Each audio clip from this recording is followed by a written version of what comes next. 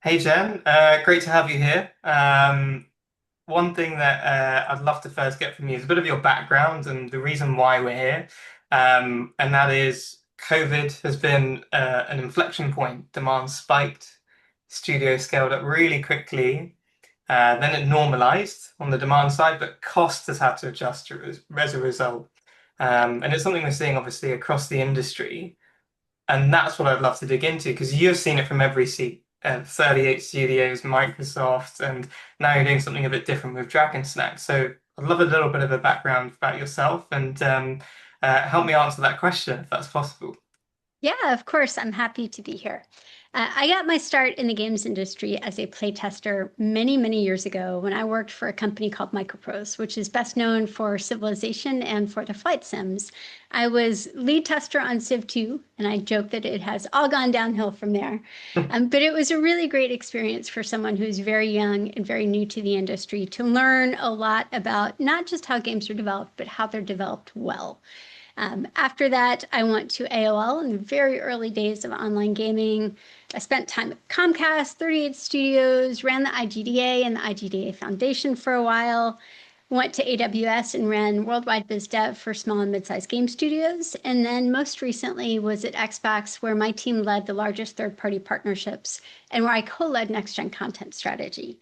So I've seen a lot of data. I've lived a lot of very different experiences. And I left Xbox in September 2024 to start a game studio because I wanted to be more hands-on with product, but I also saw an amazing opportunity that I just could not let go. That's amazing. Thank you. Okay, so you're a veteran of the space, which means you've seen many cycles in games. So why is it so difficult to break the up and then the down of video games over the many years? When I was in business school, we played this supply chain game, and the thing was you had to kind of predict orders without getting any information.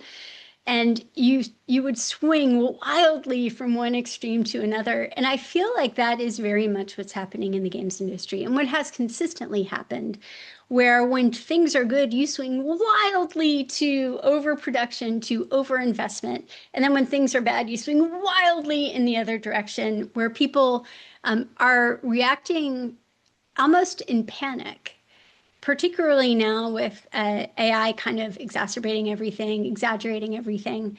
So we at some point will get back to that nice middle, but really it is very indicative of the games industry. And you can look at prior crises, like for example, 2008, where again, you see these huge swings from one extreme to another.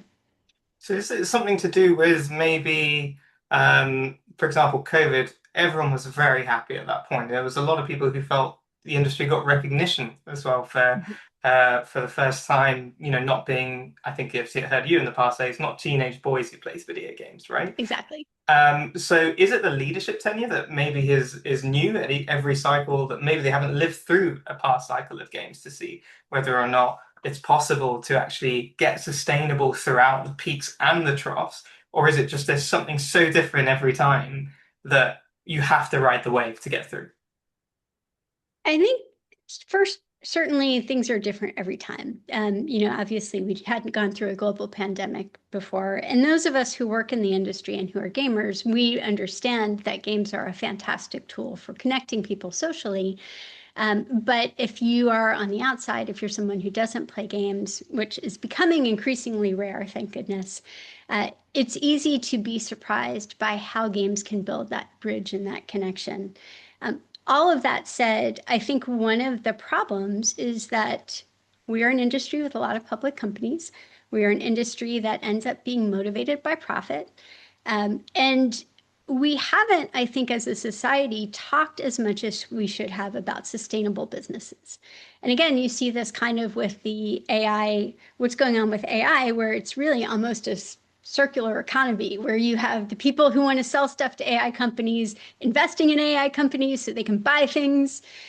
And when you are focused solely on profit, I think it is very easy to overreact when things are good and also overreact when things are struggling.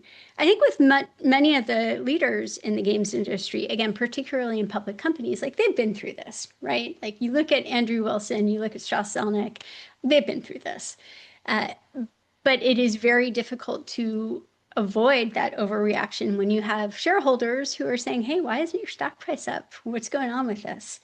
And all of that said, when I think about some of the smaller indies where you're actually seeing tremendous success right now, that's where you have both people who haven't necessarily gone through the large swings, but also people who are thinking more about sustainability as a company. And that to me is, it's easier to do as an independent studio because you don't have the pressures of fiduciary responsibility in your shareholders, but it's also something that I think we as an industry can continue to learn from. So that's a really interesting one. With we've got public companies which naturally have a different shareholder base to the private companies as well. What comes to mind when we say private companies in video games might be better at doing capital allocation in it? So one that comes to mind for me is something like if we're thinking about Larian Studios, which Mhm. has been able to build successful games in my view, also because they're in the private market. Is that something that Yeah. you can see that we can build games that are as big a scale as some of the public market stocks, but in the private market? Larian is certainly a great example there. And I think because they have gone through, again, a great example of studio leadership who's gone through the ups and downs, I think that also helps them with a real sustainable studio mindset. One of the challenges with indies is I think it's easy to fixate on the top 1% or the bottom 1%. So when I think about, again, sustainable indie developers, Clay, Supergiant, Larian particularly, but we don't hear about the indie developers who don't make it. And except for back in 2020, 2021, 22, when you had a huge influx of venture capital, and very, very few of those studios have returned any kind of acceptable return, even if they've returned anything. That's not to say there aren't successful studios out of that bunch. There are, but certainly not at the rate that I think many of their investors wish they would. And part of that is having gone through this myself, like when you set up a studio, you have to ask where the gaps are in the market, where the gaps are in the genre, where the gaps are with your co-founders, where the gaps are with your team. And it is a very, very different discipline than, for example, leading a design team at Riot. And I think it's great to hear, I guess, your point around COVID as well, where there were a lot of indie publishing labels that were being built at that time. And to your point, a lot of funding that went into it. And I remember investors at that point in the public markets were saying, well, we can give capital because surely one of the 20 bets that they make might make it, right? And that's the 5% statistic they're playing on.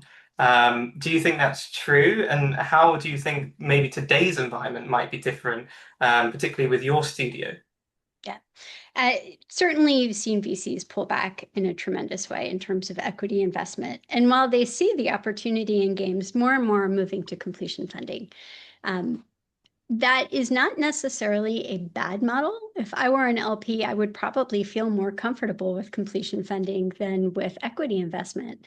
That said, it significantly constrains the industry because what you're looking at is people who can either afford to work at a very low salary, who are independently wealthy, or who get work as a second or third job on the game they want to make for at least the first half of development, because you're not going to get completion funding unless you have a game that is launching in 12 to 18 months. You're not. So it cuts off, I think, some opportunities for some indie studios. That said, I think completion funding kind of keeps us honest as an industry because we've seen, again, people who worked at very big names, but not necessarily leading a project or delivering a game, working as one of many at a much larger studio, get investment because of their pedigree, but not because of their experience. And I can tell you, it is such a different experience working at a company like Microsoft or like Riot or like EA, where you are one of many and you have a lot of comfort. Maybe not as much comfort with the industry right now, but you have that kind of that safety net going on your own, starting a company, like it's incredibly difficult. You have to have a totally different mindset. You are working under totally different constraints. And I think the the VCs have kind of learned to their chagrin that having a credit on a game from Blizzard does not mean you're going to be a good entrepreneur. So where does that leave us, I guess, really? So you chose to start a studio, to your point, in around 24, October 24. So arguably getting towards the down to hopefully the trough is gone now, but of the cycle. How did you find getting invested in that period? And have you spoken to, people who have come from those ex-pedigree studios who've tried it and, is it fair to say they were the last wave just before you, I guess, the founders who are coming out? Yeah. So we have a lot of angel investment, which we've been very lucky for, and which frankly is not necessarily an option for many people who might be interested in founding a studio. We also kind of going into the starting journey, me and my co-founders talked a lot about the kind of studio we wanted to build. And we knew from the very beginning we wanted to keep it small. We are really proud to say we are small and we are scrappy. Everybody wears at least 5 different hats every day. And we did that with the mindset that at the end of the day, our goal is sustainability. It's building a sustainable studio that makes games that we are really proud of. That means that if you have, for us anyway, we don't hire someone until we know we have at least 40 hours of work for them for the foreseeable future. If we need something where the need is much more intermittent, then we work with outsourcers. And we do that because it's terrible to lay people off. And if we don't have consistent need for their services, that's what you're setting yourself up to do. We also do that because you need to use every single penny to the maximum you can when you are in this environment, kind of running an indie studio. And while I'm excited about some of the models that are emerging, like completion fundings, a lot of the new publishers that are emerging, um, the reality is that those deals are very, very hard to get, that there is no guarantee. For example, had a publisher who was not able to honor their term sheet with us because of their funding environment. And as we've seen again in the recent news with IOI, they had to go through huge layoffs after they had a very, very successful release because their publisher stepped back. And I joke with my friends, we have a saying, it doesn't mean a thing until the check hits the bank. And I think more than ever, that is the case right now. So sadly, is the only response then to stay small in this environment, or is it still possible to make those real bets on something that's big? And I guess you might be, to your point, the odds of success of getting that cash in the bank has gone down a significant amount. I think a better question is, do you need to be big? And one of the things that we have seen again and again in the last 12 months is very small teams selling games that are, not AAA polished, not anywhere near. They're not meant to be, and they are selling millions of copies.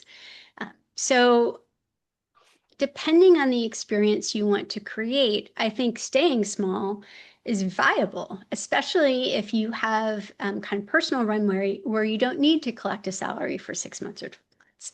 That's a very, very privileged place to be in, but it can be done. And for me, one of the things that became really, really obvious is this generation of gamers, Gen Z, Gen Alpha, they don't care about graphics. They grew up on Roblox. They don't care if it's janky. They care if it's fun. And you see that again and again and again with some of the front slap success stories. I'm also going to say, with a disclaimer, we are only talking about the success stories, right? Like, I know people who have said, oh, I'm going to make a front slap game and it'll just go viral. And that's not a good strategy. Anytime your strategy is expecting something to go viral, it is deeply flawed. So we hear about the success stories. We don't hear about people who are trying again and again and again. So let's talk a little bit about that, right? The people who have been there, and the countless people to your point. Some people who've never even known who've developed a game, for example, and never managed to get a breakout success or even moderate success as well. Why do people miss this side of the equation a little bit? Focusing maybe on all the great success there is. Is it a volume thing? Is it there's just it's so easy to build games these days compared to 20 years ago? I say easy, it's I'm sure very difficult compared, but relatively speaking, is that what we're looking at? It's funny because you kind of hit on one of my industry pet peeves because we hear every year about more and more games being released on Steam. But the reality is that the large majority of those games are not meant to be commercial. They are, I'm gonna fool around in Godot or and see what I can do. And I'll sell 50 copies to my friends and family, but you know what? It's such a low cost to publish on Steam. Why not? The reality is that out of professionally developed games whose goal is commercial success, that has been slowly increasing, but nowhere near the level that overall Steam inventory has been increasing. And I think one of the things that is challenging is that even in that games targeted for commercial success, you can kind of make a divide between games that understand the challenges to commercial success and actively work against it, and games where the person says, "Oh, I'm just going to go viral and it's going to be great." Right? I mean, there's the reality is, and I talk with so many other indie studios, some people are better prepared to run a business than others. Some people are better prepared to run marketing than others. Some people are better prepared to run dev than others. And you can absolutely hit a fluke out of the park doing that consistently, much, much harder. That's a really interesting point. And when we're talking about that consistency as well, and also building a bigger volume of games, how do you think AI is changing this market for indies as well? I'm sure this is Oh, a that's question. a Yeah, I'm sure this is a big question. controversial question. Yeah, exactly. Um, Yeah. so I can tell you a little bit about how I view AI and how we view AI at Dragon Snacks. We have made a commitment to our players that they will not see generative AI in our game. There's nothing player facing, and we very, very rarely use generative AI, particularly in art and design. I think one of the things we've used it, and maybe the only thing we've used it for in art, is for paint overs to really define the style. So this way, instead of Googling a Tudor cottage, you can tell your generative tool of choice, give me a Tudor cottage, and then you paint over it, and it's never, ever player facing. That said, we use it a lot on the engineering side to automate the tasks that no one wants to do. So, for example, we have an AI tool running our build process. I have never met an engineer who says, "I'm so excited to run the build process. Yay!" I mean, they don't. And so for us, if we can take a task off of a human that allows them to do the more interesting the work, the more creative work, the work that really makes a difference in your player experience, like, we are happy to do that. Um, that is, I think, and when you think about the conversation around AI in games, it is really easy to lump all uses of AI into the conversation. And that's honestly, it's not honest. It's not realistic. So I understand the concerns around generative AI. I share them. That's why we made that commitment to our players that they won't see it. We have been using machine learning for decades to optimize revenue. We've been using AI for decades to help NPCs act in a more natural way, to have NPCs react to what the player does, right? So when we talk about AI, and particularly when we say AI is bad, I feel like that is very much overlooking the reality. Um, when you can use AI to automate a process that does not make any difference to your player, no player is going to say, "Oh, they use AI for their build process. That's terrible." When it frees up humans to do the work that they love to do, I think that is a very, very different conversation. What do you think is it's a two-part question, this, but to your point, a lot of the headlines do sit on generative AI and maybe not enough about how tools can help people do their Mhm. jobs better, particularly within engineering. I think that's fair to say. And there's obviously a worry about how AI could make roles redundant too. Are you seeing anything from your role on being an advisor to First Point as well, actually, in which is looking at AI investments within video games, right? Is there anything that either firms that narrative or you think people have got completely wrong maybe about this or completely right? It is, I can't speak for First Point, so take this with a grain of salt, but I think using AI for a generative game experience is so nascent, and there's so much hype on both sides of the debate that I haven't seen a product that can deliver a consistently outstanding player experience using generative AI. That's not to say they are not out there, but what I have seen in some of the uses I've seen is that people confuse environments with gameplay. For example, with Google, I'm sure we all remember when they announced essentially they showed a generative engine, and people were like, "Oh, this is the next way to make games," and it's really not. I mean, walking around a town is generally not very fun, particularly if you don't have a level designer or a narrative designer. A lot of people involved there. Um, I've also like there are real challenges to the use of AI. There's the business model, and we are just starting to see some of the implications when the actual cost is no longer subsidized. And when you have to deal with, AI giving you an unhelpful response or unhelpful code or unhelpful game experience a significant percentage of the time, like, that's really troubling when you think about a player experience that is leaning on generative AI without guardrails, without protection for the player experience. And I keep coming back to the player experience because fundamentally that is what we're here for, a great player experience. And whether that player experience is doing silly things like hiding from your friends, which are still fun, or immersing yourself in a 100-hour role-playing game, like at the end of the day, I don't think computers can guarantee a great player experience. Certainly not where they are now, certainly not where the LLMs are right now. And that makes me very wary of claims that, oh, this AI thing or this platform or this LLM will solve all of our problems in game dev, because at the end of the day, it's not a great player experience.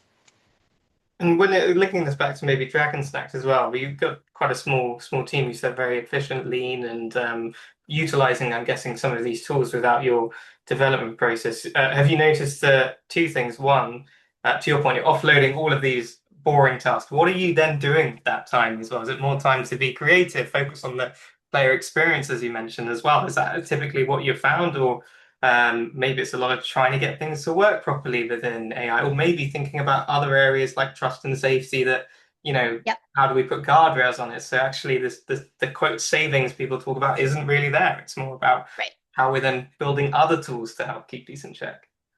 Yeah, and I think, you mentioned trust and safety. That is a great example of where AI tools can be incredibly helpful. Because the reality is for games with chat, you cannot staff to read every single line of chat. You just can't. It's that throws sustainability out the window. So having a tool that can understand context, that can flag something that is problematic, particularly because anyone who has been in the industry knows that whatever you think is bulletproof is not bulletproof, and your community will show you that very, very, very quickly. That's where I get excited about AI because it benefits the player experience. And when we think about AI, kind of going back to what are people doing instead, I can give you a great example. Our lead engineer experienced more with AI than anybody else in the company. And by automating the build process, that frees him up to do some really interesting things with peer-to-peer networking so that we can host up to a 16-player game, run it peer-to-peer, make sure it always just works. So it's totally transparent to the player. They don't know, they don't care if they're running peer-to-peer or if they're running on a server. We know that the costs are much, much lower because we only have to store a world state as opposed to consistently running servers for every game instance. That is something where the player experience is good, where it benefits us as a business. That to me, that gets me excited about freeing his time up so that he can go from worrying about, oh, should I push build? Should I not push build? To, hey, how do I make this core of the game a better experience for the player? That's really cool to hear, actually. And we're bringing it back a little bit now to costs as well, right? Mhm. Have you found, we talked a little about the cycles. But if we're talking about one single game, maybe one within Dragon Stacks or maybe the double A or the triple A side of it, these budgets have always been famously hard to predict, right? We've Right. got tooling such as AI that could help to make these things a bit more transparent as well. So how are you thinking about hey, how do you manage a game's cost basically in this environment? And how do you think that changes across the scale of the games? The bigger Yeah. you get, the more difficult it probably is. It's funny, I was talking with an executive back when I was at Xbox, and he said something along the lines of, as an industry, we are used to production methodologies best suited for a two-story house. And now we find ourselves making skyscrapers that are mixed use. And it's very, very different. And I don't think that he is necessarily wrong. And the same way, I would also apply that to industry or to indies, because if you have worked at a AAA studio and you have shipped AAA titles, going back to I have the budget to have 8 full-time employees and that's it. That is an entirely different skill set, an entirely different discipline. And so for us, a lot of it is kind of, again, are we feeling pain that we don't have this employee? Do we know we will have consistent work for them? Even then, the outsourcing model, even in the last 2 years, has changed so dramatically. You're seeing amazing game dev talent from places where 5 years ago you never would have looked. Southeast Asia, Central Europe, Latin America. Um, that completely changes the economics as well. Because if I need some great um, concept art, I have options to work with somebody in one of those areas that I wouldn't have had 5 years ago. Certainly not 10 years ago. And I think that is great for the industry, but it is very difficult for North American developers. And we've seen the stats. Amir Satvat does a great job of tracking those stats where North America, particularly the US, particularly in high cost of living areas, has been disproportionately hit by layoffs over the last few years. Yeah, it's very sad to hear. I think in that particular case, as you mentioned, it can become more of a cost arbitrage question, I guess, Yep. for bigger studios as well. Are there any other notable developments you've noticed within outsourcing as well? Because it's really interesting to see how I would think 5 to 10 years ago, to your point, people would be more inclined to use Western developers as opposed to Yep. other countries. I think it's really interesting to look at publishing as an outsourced model, because you see more and more new emerging publishers who don't offer any kind of development funding, but do offer to take over the tasks that a publisher would normally do. For us, we look at tasks that are commodity tasks and tasks that are not. So, commodity task being localization, where players only notice if it's really, really bad, or compatibility testing. Again, players only notice if there's a big misstep there, but no one is going to say, I'm going to buy this game because their compatibility test is awesome. Like they're not. It's not meaningful to a player's decision to purchase. On the other hand, you've got marketing, which is changing really from month to month as Steam adjusts their algorithm, as consoles go through ups and downs. Um, that is where I think publishers, even publishers as a service, can add a ton of value, because trying to keep track of everything that is changing in terms of marketing a game is more than a full-time job. Um, that said, I have some strong feelings about some of the business models new publishers are introducing. Uh, I think they are predatory depending on the business model, particularly if you're not funding the development of the game. And that is something where, when I've spoken recently, I've been really upfront in saying, like, you have to really, really do the financials on what you might be giving up. So if someone says, I'm going to take 10% of net and I don't have a cap, like, that to me makes me really, really nervous, because if your game is a hit, then you could be paying tens of millions of dollars for somebody doing marketing for a launch. Like that to me is predatory. And I'm also excited to see the emergence of publishers who are taking a much more long-term view to their partners and to the industry. I just wish they were more common. That's really, really good to hear, actually. And final question then for me is, uh, where do you think the games industry is heading in the next 3 years? If you had a crystal ball. Oh, um, I think that more and more we're going to be influenced by Gen Z, particularly. I think that we also have to reckon with how social media has harmed our societies because you're already seeing regulation, particularly in the UK, where limiting a young teenager or tween's ability to talk to strangers could have dramatic implications for the games industry. I don't think it is a far jump from many of the companies who are or countries who are implementing much stricter parental controls to take a hard look at the games industry. And I hope that holds a mirror up to us and forces us to prioritize people over profit. I'm not confident it will, but I hope it does. I also think that you will continue to see PC gaming grow. And you will continue to see games that don't require new hardware to grow. Because when you look at the cost of getting a new PC today or a new console, it is extraordinary, particularly for the average household. So the more that you can play games, play new games on the hardware that you already have, I think that is a great opportunity for companies like ours that don't have a photorealistic 3D art style, but also it's a great opportunity for other genres to emerge. I think price becomes an increasingly important consideration. Again, many of the friend swap games that I talked about that have really taken off are $5 or they're $7.99. And I think when you talk about a game at that price, it's an impulse buy. Oh, I get this for the same price as a coffee at Starbucks. Okay, yeah, totally gonna do this. It's totally worth it. When you start to look at games that are 60, 70, $80, that's big for many, many people. And you might be able to get away with that if you're a GTA 6. There's no other GTA 6 out there, right? Like you need to have a really major franchise to be able to do that. And I look at what Expedition 33 did with their pricing, where they priced it just below top premium. I think that was an incredible bet that paid off very well for them. Because again, if you're a gamer who likes AAA games and you kind of anchor to that $60 or $70 price point, a $50 price point sounds like a bargain.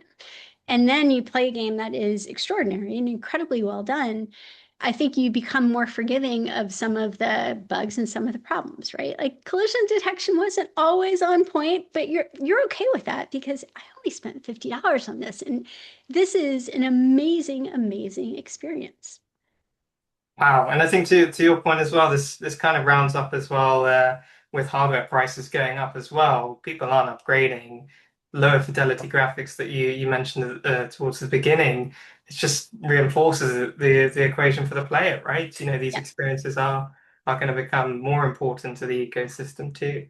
Yep. Um, well, thank you very much, Jen. I really appreciate the time. This has been super fascinating. Yeah, of course. Thanks so much for the conversation. Thank you.